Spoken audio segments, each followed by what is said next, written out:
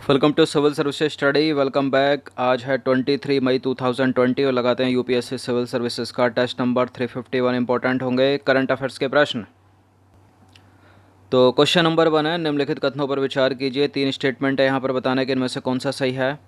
देखिए, वाणिज्यिक बैंक अपनी आवश्यकताओं की पूर्ति हेतु आरबीआई से अल्पकालिक ऋण लेते हैं। कौन से हैं वाणिज्यिक बैंक?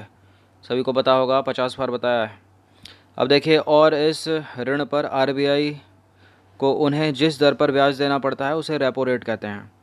रेपो रेट कम होने से बैंकों के लिए रिजर्व बैंक से कर्ज लेना महंगा पड़ जाता है और भारतीय रिजर्व बैंक द्वारा रेपो रेट का प्रयोग मुख्य रूप से मांग में बढ़ोतरी करने के उद्देश्य से किया जाता है। देखिए, करेक्ट है, पहला करेक्ट है, तीसरा दूसरा वाला गलत है, क्योंकि महंगा नहीं होता, ये सस्ता पड़ जाता है। रेपो रेट अगर कम होगा तो बैंकों के लिए, वाणिज्यिक बैंकों के लिए भारतीय रिजर्व बैंक की आरबीआई से जो कर्ज लेना है वो सस्ता हो जाता है, सस्ता, महंगा नहीं होता। दूसरा गलत है। तो कथन दो सही नहीं है, क्योंकि रेपो रेट कम होने से बैंकों के लिए रिजर्व बैंक से कर्ज लेना सस्ता हो जाता है, ना कि महंगा। अगर रेपो रेट बढ़ेगा तब महंगा होगा ना, और तभी बैंक ब्याज दरों में भी कटौती करते हैं ताकि अधिक से अधिक रकम ऋण के रूप में दी जा सके। भारतीय रिजर्व बैंक आरबीआई द्वारा रेपो रेट का प्रयोग मुख्य रूप से मांग में बढ़ोतरी करने के उद्देश्य से किया जाता है, अतः तीसरा वाला करेक्ट है। अब देखिए, मुद्दा क्या है। भारतीय रिजर्व बैंक की मौद्रिक नीति समिति एमपीसी ने कोविड-19 महामारी के मद्देनज़र द्विमासिक मौद्रिक नीति की बैठक जो है 20, 21 और 22 मई को करने का निर्णय लिया। यह जो बैठक है पहले 3 जून 2020 को होने वाली थी, जिसकी घोषणा 5 जून 2020 को की गई थी। अब देखिए, मौद्रिक नीति की बैठक के दौरान ये मई है, सॉरी फॉर दिस, मई। अब देखिए, मौद्रिक नीति की बैठक के दौरान एमपीसी ने वर्तमान और उभरती व्यापक आर्थिक और वित्तीय स्थितियों का विश्लेषण किया और आक्रामक रुख अपनाने का फैसला किया है, ताकि नीतिगत पुनर्जीवित दर को कम करने के लिए विकास के साथ साथ कोविड-19 के प्रभाव को कम किया जा सके। एमपीसी के इन निर्णयों को मुद्रास्फीति के लक्ष्यों के भीतर रखना है और वित्तीय स्थिरता को बनाए रखना है।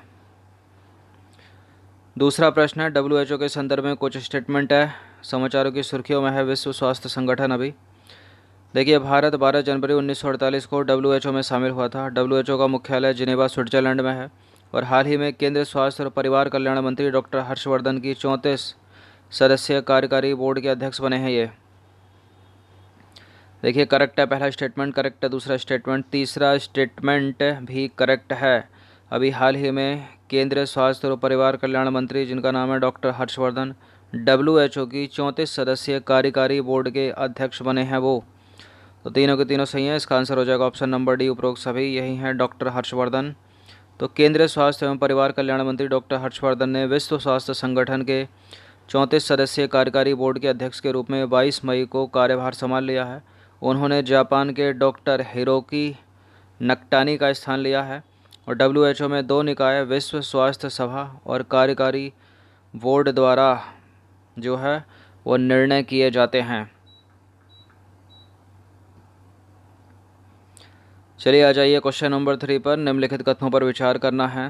देखिए, हाल ही में केंद्र सरकार द्वारा कोविड-19 से उत्पन्न समस्याओं से निपटने हेतु अनुबंधन कृषि संबंधी अध्यादेश लाया गया है और केंद्र सरकार द्वारा अनुबंधन कृषि हेतु एक कॉन्टैक्ट फंडिंग सर्विसेज समिति भी बनाई गई है। यह जो समिति है सरकार को अनुबंध कृषि हेतु प्रचार करने और किसानों की दक्षता में सुधार लाने का सुझाव देगी और साथ ही अनुबंध कृषि से संबंधित मुद्दों की समीक्षा भी करेगी।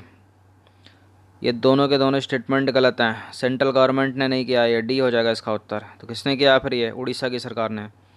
तो उपरोक्त दोनों कथन गलत हैं, क्योंकि उड़ीसा सरकार द्वारा कोविड-19 से उत्पन्न समस्याओं से निपटने के लिए अनुबंधन कृषि संबंधी अध्यादेश जारी किया है, केंद्र सरकार ने नहीं।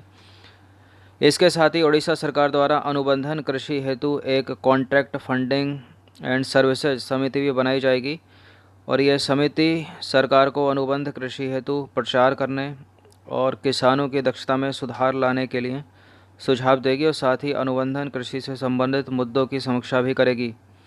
अध्यादेश का उद्देश्य किसानों और निवेशकों दोनों को पारस्परिक रूप से लाभ देना और कुशल अनुबंधन कृषि प्रणाली विकसित करना है। निवेशकों द्वारा किसानों को दिए जाने वाले ऋण या अग्रिम धनराशि को उपज बेचकर चुकाया जा सकता है और इस अध्यादेश में भूमि अधिकार हस्तांतरण संबंधी प्रावधान प्रदत्त नहीं है। चौथा प्रश्न है, निम्नलिखित कथनों पर विचार कीजिए। दो स्टेटमेंट है, यहाँ पर कौन सा सही है? देखिए, जैव विविधता हॉटस्पॉट में प्रजातीय समृद्धता का अत्यधिक उच्च स्तर और उच्च स्तर की स्थानिकता विद्यमान होती है। भारत में केवल 3 जैव विविधता हॉटस्पॉट हैं। कौन कौन से? इंडो बर्मा, हिमालय और पश्चिमी घाट। देखिए गलत है, 3 नहीं है, 4 है, 50 बार बताया होगा। सुंडालैंड भी तो है, तो केवल एक सही, यहाँ पर 2 गलत है।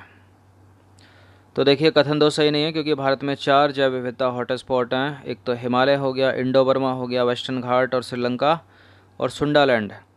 देखिए हिमालय, ये संपूर्ण भारतीय हिमालय क्षेत्र भारत के साथ पाकिस्तान, तिब्बत, नेपाल, भूटान, चीन, म्यांमार को भी इसमें समाविष्ट करता है। इंडो बर्मा देखा जाए तो असम और अंडमान द्वीप समूह, साथ ही म्यांमार, थाईलैंड, वियतनाम, लाओस, दक्षिण चीन को छोड़कर संपूर्ण उत्तरी भारत को समाविष्ट करता है। पश्चिमी घाट और श्रीलंका में इसमें संपूर्ण पश्चिमी घाट और श्रीलंका सम्मिलित है।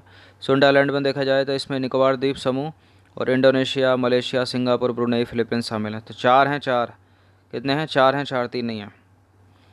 क्वेश्चन नंबर 5 है, निम्नलिखित में से कौन से स्थिर जल पारिस्थितिक तंत्र के उदाहरण हैं? दलदल, तालाब, नहरें, झरने। ये सारे के सारे प्रश्न करंट रिलेटेड ही हैं, किसी न किसी कारण ये न्यूज़ में है, क्योंकि अभी साइक्लोन आया, गर्मी हो रही है, मानसून, ये वो।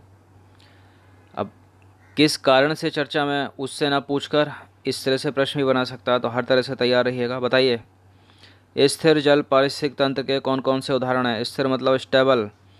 अब नहरें में तो पानी चलता रहता है ना, नदियों से आता है, बारिश से आता है, झीलों से आता है। झरने भी अनवरत बहते रहते हैं, तो ये स्टैटिक थोड़ी हैं, मतलब स्थिर थोड़ी हैं। दलदल स्थिर जल पारिस्थितिक तंत्र का उदाहरण, पौंड, तालाब भी। तो सी हो जाएगा इसका उत्तर। तो देखिए केवल कथन 1 और 2 सही हैं। ताज़े जल को पारिस्थितिक तंत्र की 2 श्रेणियों में विभाजित किया जा सकता है। एक तो स्थिर जल पारिस्थितिक तंत्र और दूसरा प्रवाहित जल पारिस्थितिक तंत्र। स्थिर जल पारिस्थितिक तंत्र, देखिए यह एक स्थिर जलीय निकाय होता है, जिसमें तालाब, एक प्रकार का नाला या खाई, अत्यंत लघु जलीय निकाय, मौसमी जलकुंड, कच्छ भूमि बेसिन, दलदल इसमें आते हैं और झीलें आती हैं, झरने नहीं आते। अब प्रवाहित जल पारिस्थितिक तंत्र में देखा जाए तो यह गतिशील जलीय निकाय को संदर्भित करता है, जैसे झरने हो गए, नहरें हैं, नदियां हैं, जलमार्ग या चैनल या धारा जिसको बोलते हैं, ये रन अलग है, क्रीक है और ब्रूक नदी आदि। तो ये दलदल तालाब और जो झील है वो है स्थिर जल पारिस्थितिक तंत्र। झरना नहीं है, नहरें नहीं है, नदियाँ नहीं हैं।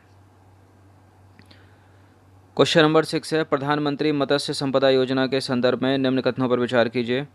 देखिए, इस योजना को 5 वर्षों की अवधि के लिए लागू किया गया है। प्रधानमंत्री मत्स्य संपदा योजना, इस योजना के 2 घटक होंगे, पहला केंद्रीय योजना और दूसरा केंद्र प्रायोजित योजना।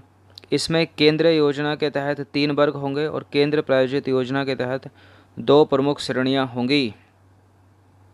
देखिए पहला करेक्ट है, दूसरा करेक्ट है, तीसरा गलत है, क्योंकि इसमें केंद्र योजना के तहत 2 श्रेणियां होंगी और केंद्र प्रायोजित योजना के तहत 3 वर्ग होंगे।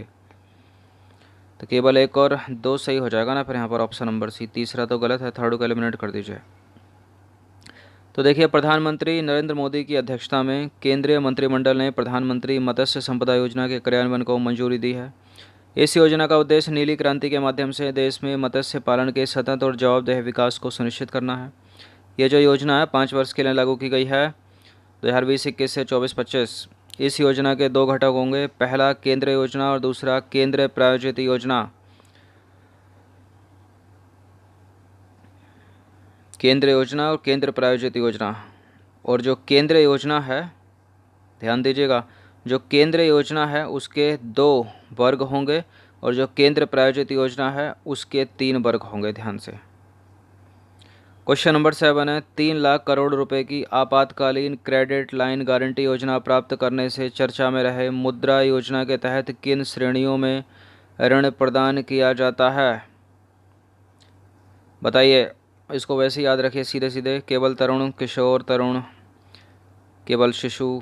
देखिए शिशु भी है इसमें, किशोर भी है और तरुण भी, याद रखिएगा।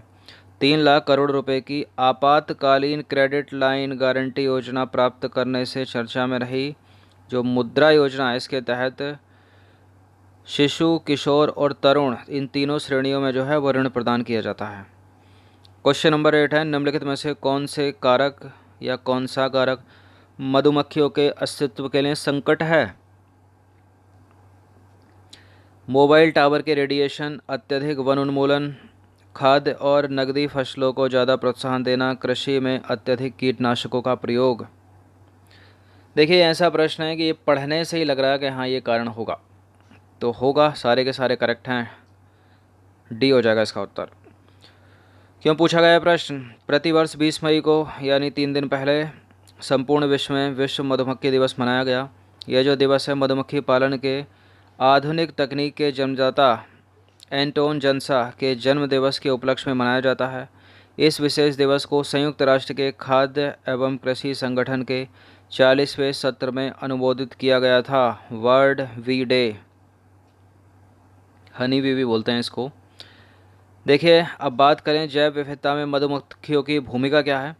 तो देखिए मधुमक्खियों समेत अन्य की जैसे कि तितली परागण में महत्वपूर्ण भूमिका निभाती है, जिससे क्या होता है नए पेड़ पौधे पनपते हैं एवं जैव विविधता बनी रहती है। इसके साथ ही बहुत सारे पौधे की प्रजातियां वंश वृद्धि के लिए इन सारे कीटों पर निर्भर करती हैं।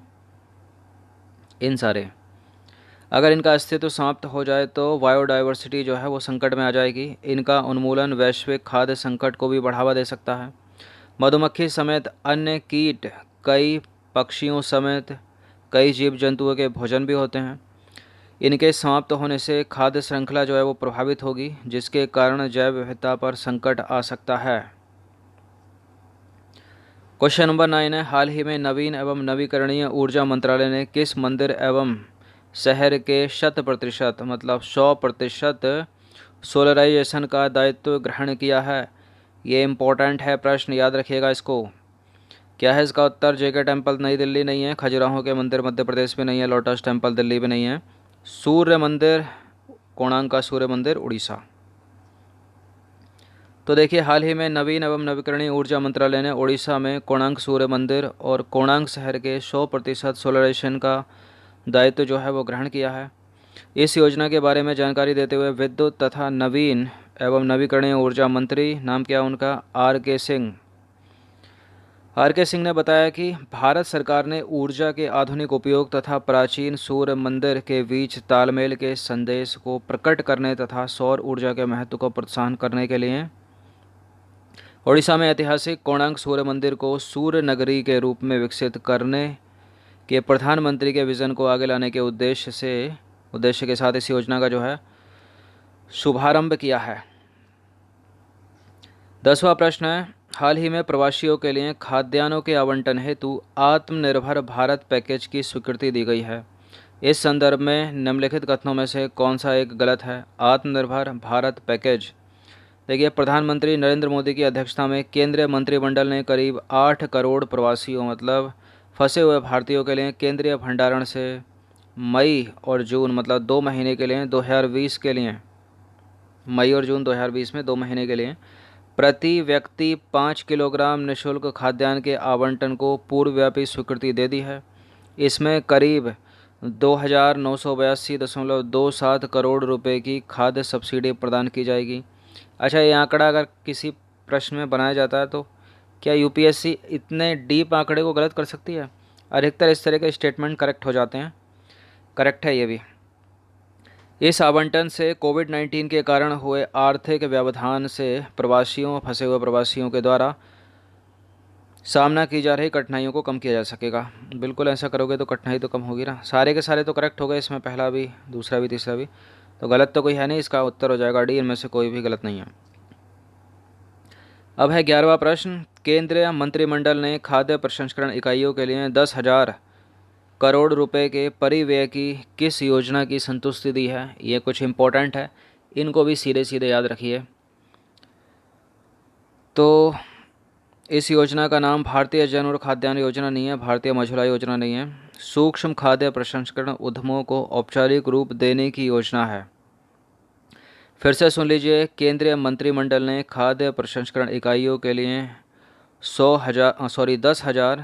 10,000 करोड़ रुपए के परिव्यय की जिस योजना की संतुष्टि दी है उसका नाम है सूक्ष्म खाद्य प्रसंस्करण उद्यमों को औपचारिक रूप देने की योजना। अच्छा, इस प्रश्न का उत्तर दीजिए। तो हाल ही में वर्ष 2023 तक प्रधानमंत्री व्यय वंदना योजना का विस्तार किया गया है, जिस कारण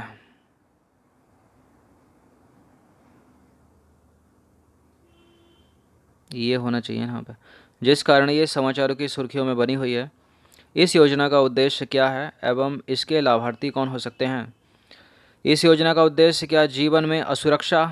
18 वर्ष से 60 वर्ष के नागरिक, असुरक्षा तो हो ही नहीं सकती, गलत है। वृद्धावस्था में आय सुरक्षा, 60 से अधिक के वरिष्ठ नागरिक। या फिर तरुणावस्था में आय सुरक्षा, 25 वर्ष से अधिक के नागरिक। इसका उत्तर है वृद्धावस्था में आय सुरक्षा, 60 वर्ष से अधिक के वरिष्ठ नागरिक, ऑप्शन नंबर बी।